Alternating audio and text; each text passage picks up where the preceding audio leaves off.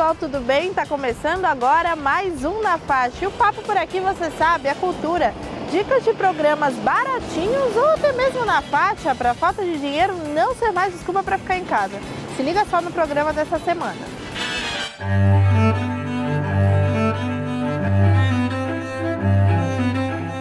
Laurinda é o nome de batismo, mas foi como Laura Cardoso que esta filha de imigrantes portugueses se tornou conhecida em todo o Brasil. Aos 15 anos, ela estreou como atriz, começando uma carreira marcada por mais de 110 trabalhos realizados no rádio, teatro, cinema e televisão. Através desses tecidos, os visitantes podem relembrar alguns personagens. Bom, a gente revive todos os personagens dela, né?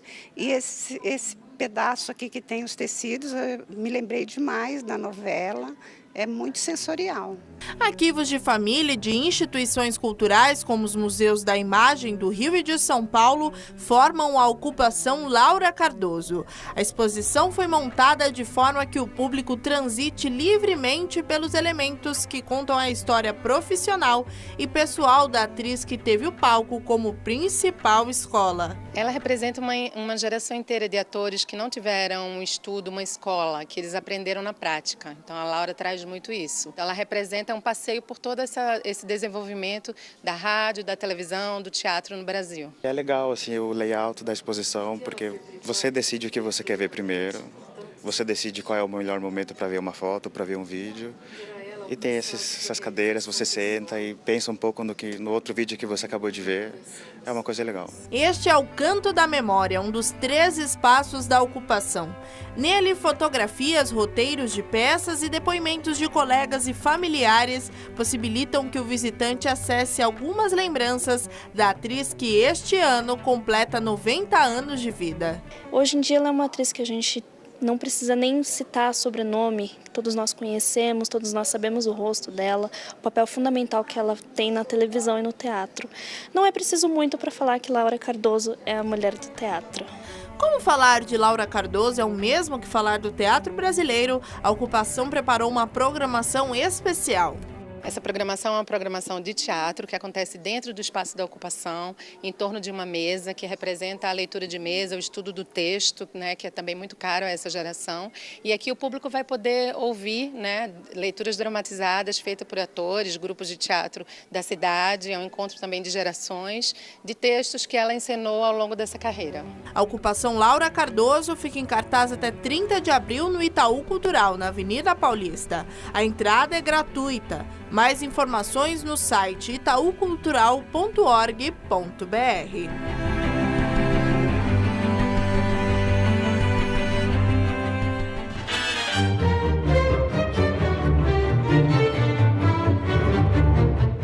Entre as décadas de 40 e 50, um importante espaço ajudou a fomentar o mercado da arte e, consequentemente, o modernismo aqui em São Paulo.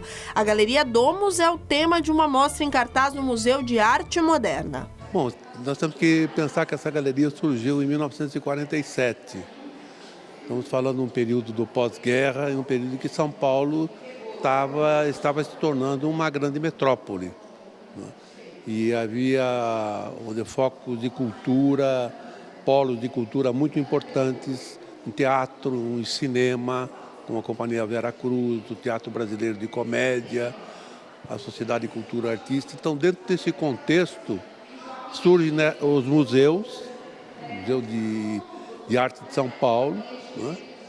E depois o Museu de Arte Moderna, e a galeria é um dos eventos importantes nesse período, vamos dizer assim, de grande produção cultural em São Paulo. Nos 5 anos em que funcionou, a Galeria Domus fez mais de 91 exposições com vários artistas conceituados.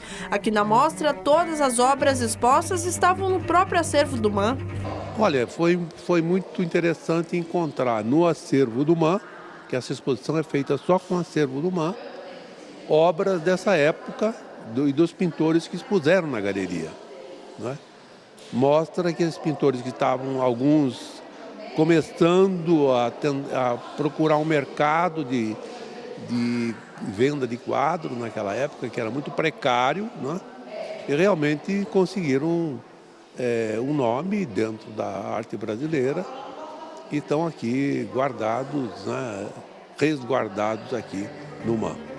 Para conferir obras de Vítor Brecheret e outros grandes artistas que expuseram na Galeria Domus, é só passar no Museu de Arte Moderna de São Paulo de terça a domingo, das 10 da manhã às 5h30 da tarde. Aos sábados a entrada é na faixa, nos outros dias R$ 6,00. O Museu de Arte Moderna está no Parque Ibirapuera, com entrada pelo Portão 3.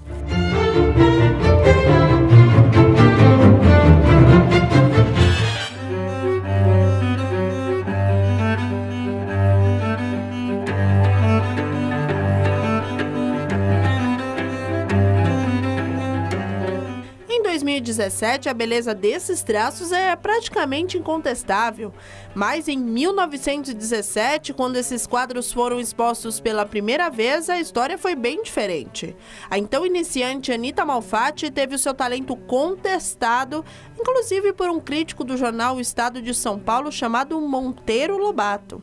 É isso mesmo, o criador do sítio do Pica-Pau Amarelo foi responsável por uma dura crítica ao trabalho de Anita, conhecida como paranoia ou mistificação.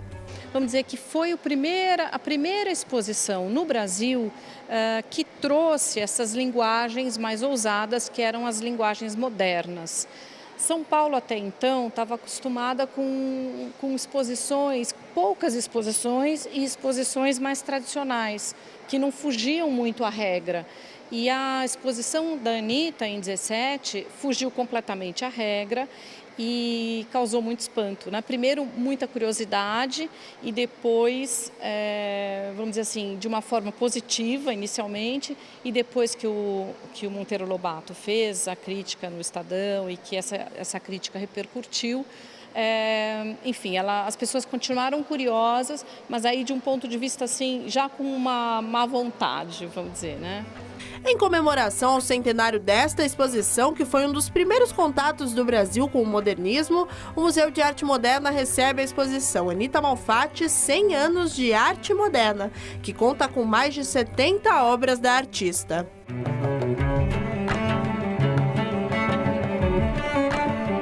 A influência no modernismo, os retratos e a cultura popular.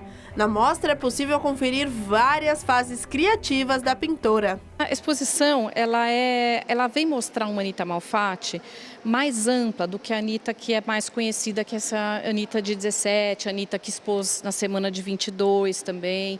Enfim, a ideia da exposição é mostrar outras facetas, não só da produção da Anita, mas como do modernismo brasileiro, né? Então a ideia é mostrar essa Anita que é bem conhecida e uma Anita que é muito pouco conhecida, que é essa, vamos dizer, essas outras facetas do modernismo, que são, por exemplo, o retorno à ordem. O que é o retorno à ordem? É um momento, na década de 20 da produção dela e na década de 30 dos demais modernistas brasileiros, em que eles vão dialogar com a tradição, que eles vão dialogar com a história da arte, que eles vão se apropriar dessa visualidade que a história da arte traz, não para confrontar, não para destruir, não para renegar, mas ao contrário, para se apropriar dela, para conhecer e para estabelecer um diálogo entre a contemporaneidade, né, aí década de 20 e 30, e a história. A exposição Anita Malfatti 100 anos de arte moderna está no MAM, de terça a domingo, das 10 da manhã às 5h30 da tarde. Aos sábados, a entrada é na faixa, nos outros dias R$ 6,00. O Museu de Arte Moderna está no Parque Ibirapuera, com entrada pelo Portão 3.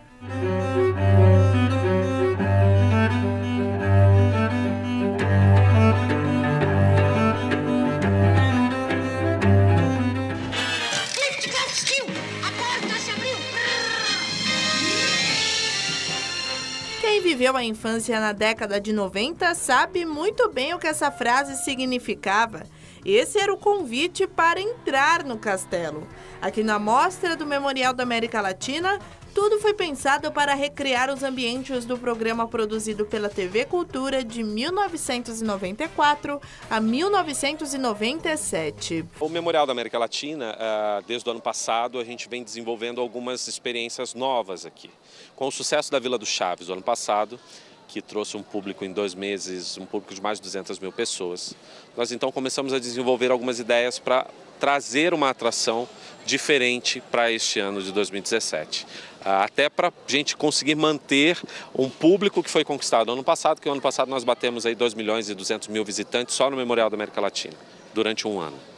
E então nós começamos a pensar no que desenvolver, qual exposição seria interessante trazer e propusemos para a TV Cultura trazer de volta o Castelo Rá-Tim-Bum. Quem chega ao local da exposição já se depara com uma réplica da fachada do castelo com 15 metros de altura e cheia de detalhes.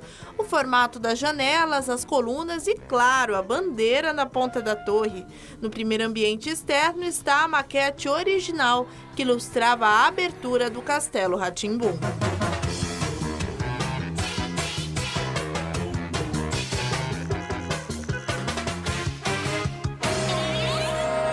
Os outros ambientes reproduzem vários cômodos do castelo com figurinos e objetos icônicos, como os armários da cozinha, a parede cheia de livros da biblioteca e a árvore que ficava no meio da sala e servia de casa para a Cobra Celeste. O Castelo Rá-Tim-Bum conseguia reunir muita a cultura e trabalhar como se fosse o intelecto da criança e se divertir ao mesmo tempo, né? Isso é uma coisa mágica, acho que ninguém vai conseguir fazer isso de novo, infelizmente. E hoje em dia não tem essa... não existe programas que mexem tanto assim com a cabeça da criança, porque a gente imaginava ir lá dentro do castelo mesmo, né? Em todos os lugares, fazendo o que eles faziam. Muitas peças da exposição fazem parte do acervo da TV